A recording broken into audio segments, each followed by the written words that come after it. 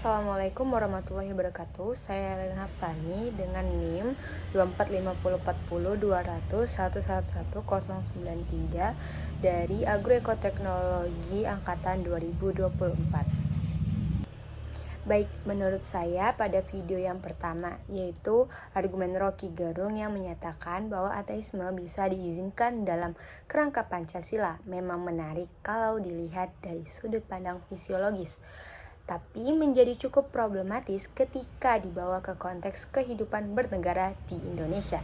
Secara logika, Rocky ingin menekankan bahwa yang paling penting dari seorang warga negara adalah kontribusinya dalam kehidupan sosial, seperti menaati hukum, tidak merugikan orang lain, serta menjalankan kewajiban sebagai warga negara. Dalam hal ini, saya bisa memahami maksudnya bahwa moralitas tidak selalu harus diukur dari kepercayaan terhadap Tuhan. Karena dalam praktiknya banyak juga orang yang tidak terlalu religius tetapi tetap bisa berperilaku baik. Namun, di sisi lain saya merasa bahwa argumen tersebut kurang mempertimbangkan posisi Pancasila sebagai dasar negara yang secara eksplisit menempatkan nilai ketuhanan sebagai sila pertama, yaitu ketuhanan yang Maha Esa. Ketuhanan yang Maha Esa bukan sekedar simbol, tetapi mencerminkan bahwa Indonesia sejak awal memang mengakui pentingnya dimensi religius dalam kehidupan berbangsa, yang artinya negara tidak bersifat sekuler penuh seperti beberapa negara barat yang benar-benar memisahkan agama dari kehidupan publik. Dalam konteks ini, menurut saya ateisme memang sulit untuk dikatakan sejalan sepenuhnya dengan Pancasila, karena ada ketidaksesuaian dengan semangat dasar yang dibangun oleh para pendiri bangsa. Meskipun begitu, saya juga tidak sepenuhnya menolak gagasan Rocky. Saya melihat ada poin penting yang ingin ia sampaikan, yaitu agar negara tidak bersikap terlalu represif terhadap perbedaan pandangan. Dalam realitasnya, memaksakan keyakinan justru bisa menimbulkan konflik sosial yang lebih besar. Jadi menurut saya, posisi yang lebih realistis adalah membedakan antara nilai ideal negara dan perlakuan terhadap warga negara.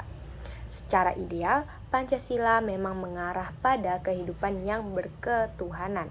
Tapi dalam praktiknya, negara harus menjamin ruang hidup bagi semua warga.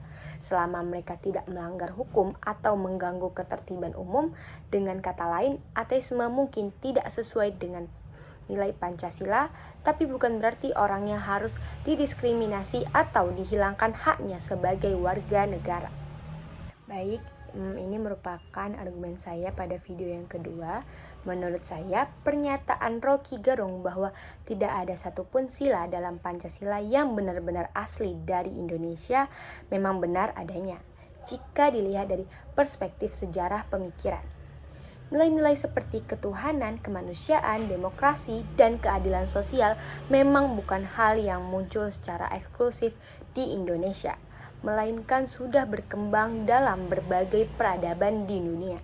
Dalam hal ini, saya justru setuju bahwa Pancasila tidak lahir dari ruang kosong, melainkan merupakan hasil dari proses dialog dan pengaruh berbagai ide global yang kemudian dirumuskan oleh para pendiri bangsa. Namun,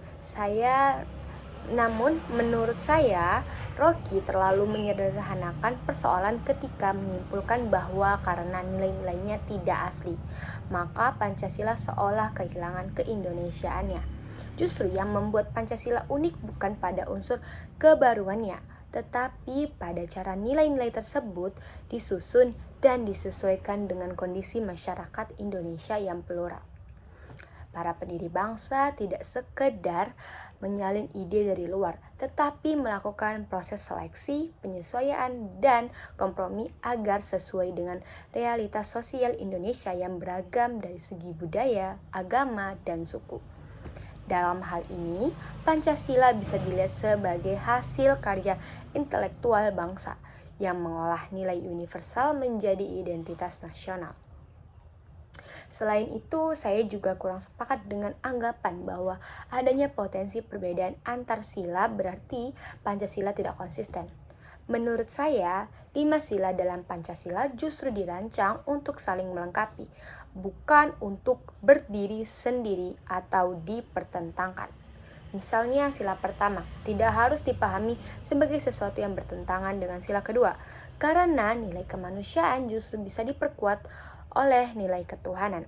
Jadi menurut saya, melihat Pancasila sebagai sistem yang tidak konsisten itu lebih karena cara membacanya yang dipisah-pisah, bukan karena substansi Pancasila sendiri. Di sisi lain, saya juga menganggap kritik Rocky tetap penting sebagai pengingat bahwa Pancasila tidak boleh diperlakukan secara dogmatis. Dalam praktiknya, seringkali Pancasila hanya dijadikan slogan tanpa benar-benar dipahami maknanya. Dengan adanya kritik seperti ini, saya atau kita jadi didorong untuk membaca ulang dan memahami Pancasila secara lebih mendalam.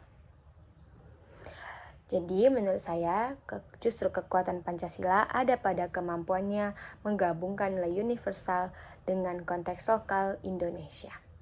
Sekian dari argumen saya terhadap 2 video. Terima kasih.